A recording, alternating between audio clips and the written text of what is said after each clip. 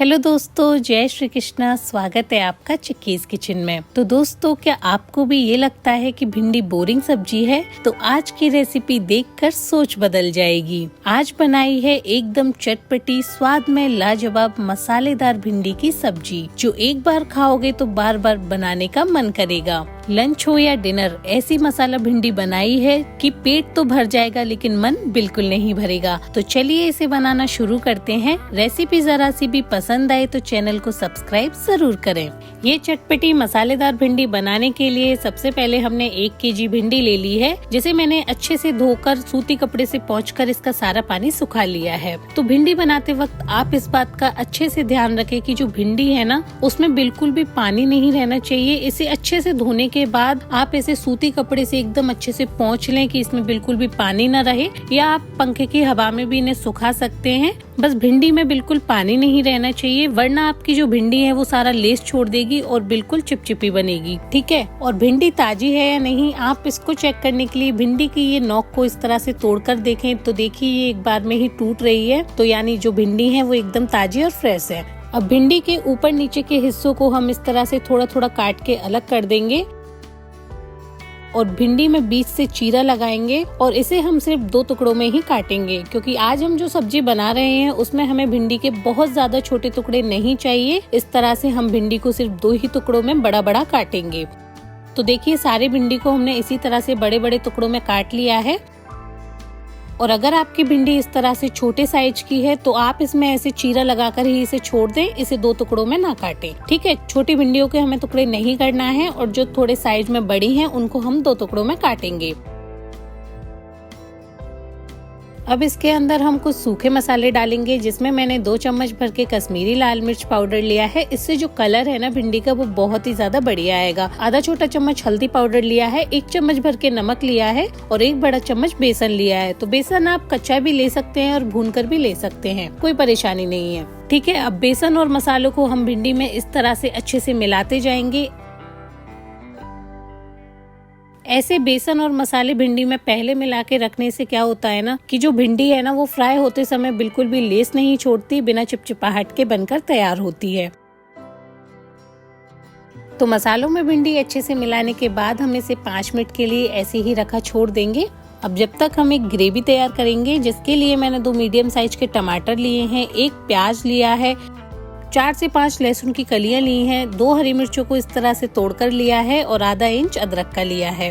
अब सबसे पहले हम प्याज को इस तरह से 4 भागों में बांट लेंगे और इसके सारे टुकड़ों को ऐसे खोल लेंगे। प्याज के टुकड़ों को इस तरह से खोलकर भिंडी में डालने से भिंडी देखने और खाने दोनों में ही बढ़िया लगती है।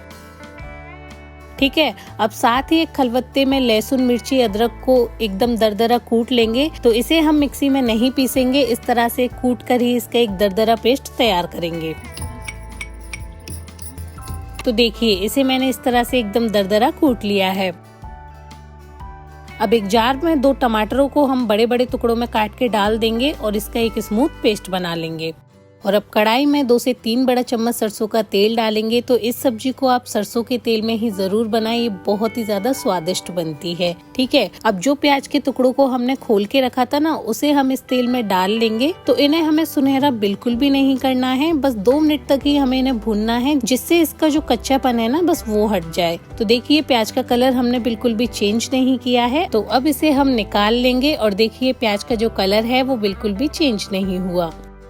तो देखिए, जो हमने भिंडी में मसाले मिला के रखे थे वो इसमें अच्छे से रम गए हैं, यानी मिल गए हैं। तो अब हम भिंडियों को इस तरह से हल्का सा ऊपर नीचे कर लेंगे, जिससे जो सारे मसाले हैं वो एक ही जगह ना रहें। अब सारी भिंडी को हम इसी तेल में डाल देंगे और इस तरह से इसे उलट पुलट करते हुए 5 मिनट तक अच्छे से फ्राई कर लेंगे।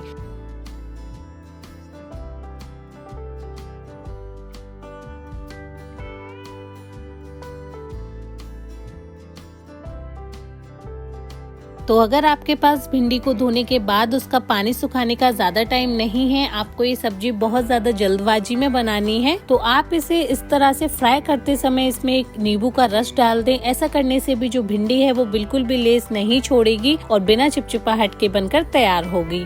तो भिंडियों को फ्राई करते हुए हमें 5 मिनट हो गए हैं। अब सभी भिंडियों को हम एक प्लेट में निकाल लेंगे।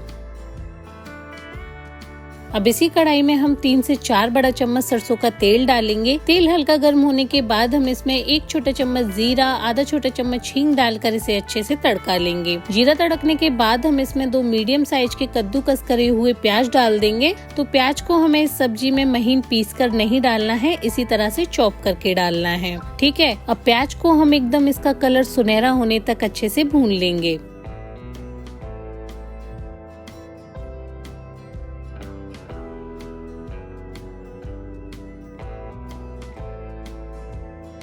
प्याज हल्की भुनने के बाद हमने जो लहसुन, अदरक, मिर्ची को कूट के रखा था वो इसमें डाल देंगे और इसी के साथ इसे भी अच्छे से भून लेंगे।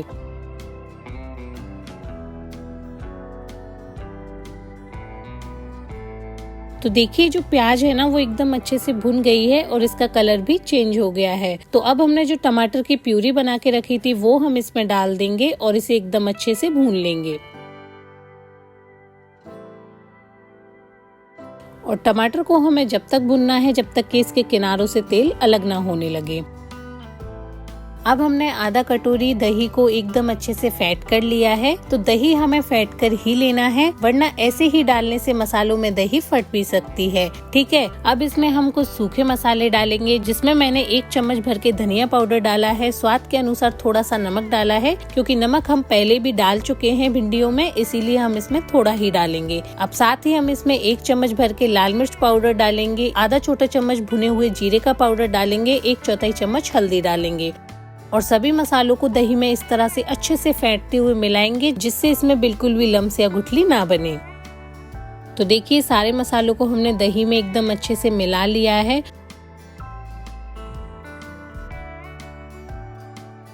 और जब तक जो टमाटर है वो भी एकदम अच्छे से भुन गया है और देखिए तेल भी छोड़ने लगा है। तो अब हम दही वाला मसाला इसमें डाल देंगे और इसे कंटिन्यू ऐसे ही हमें चलाते रहना है जब तक दही में एक उबाल ना आ जाए। अगर आप इसे ऐसे ही छोड़ देंगे तो जो दही है वो फट भी सकती है। तो मीडियम आंच पर ही हमें इसे इस तरह से कंटिन्यू चलाना है। तो देखिए दही में एक उबाल आने लगा है। तो अब इसे हम ऐसे ही छोड़ देंगे और इसे जब तक भुनेंगे जब तक कि ये तेल ना छोड़ने लगे। तो देखिए मसाले में से तेल अलग होने लगा है और ये मसाला भी एकदम अच्छे से भुन गया है। तो अब इसे हम एक बार अच्छे से चला लेंगे और सारी फ्राई करी हुई भिंडी इस मसाले में डाल देंगे और ऊपर नीचे करते हुए मसाले के अंदर भिंडी को एकदम अच्छे से मिलाते जाएंगे।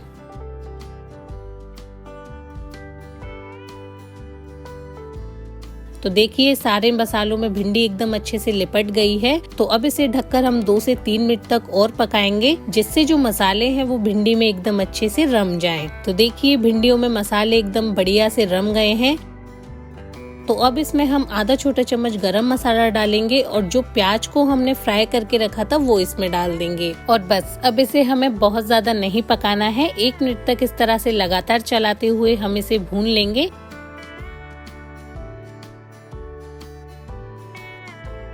और अब हम गैस की फ्लेम को बंद कर देंगे। अब ऊपर से इस तरह से थोड़ी सी कसूरी मेथी को क्रश करके डाल देंगे, क्योंकि इस मसाला भिंडी में कसूरी मेथी का फ्लेवर बहुत ज्यादा अच्छा लगता है। ठीक है, इसे भी इसमें मिला लेंगे और देखिए चटपटी और लटपटी मसाला भिंडी बनकर एकदम तैयार है। तो चलिए अब इसे गर्मा गर्म ही सर्व करते हैं। तो आप भी ये मसाला भिंडी की रेसिपी को एक बार जरूर ट्राई करें और आप इसे रोटी पराठा के साथ खाइए, ये बहुत ही ज्यादा गजब लगती है। तो मैं उम्मीद करती हूँ कि मेरी आज की रेसिपी आप सभी को जरूर पसंद आई होगी। अगर आपको मेरी रेसिपी अच्छी लगे तो वीडियो को लाइक करें, कमेंट करके जरूर बताएं और अपने फ्रेंड्स एंड फैमिली में शेयर जरूर करें। और आगे भी ऐसी मजेदार और आसान सी रेसिपीज देखने के लिए आप अपने चैनल चिक्कीज किचन को सब्सक्राइब करना बिल्कुल ना भूलें। धन्यवाद। मिलते हैं आपसे ऐसी ही नेक्स्ट रेसिपी के साथ। जब तक के लिए जय श्री कृष्णा।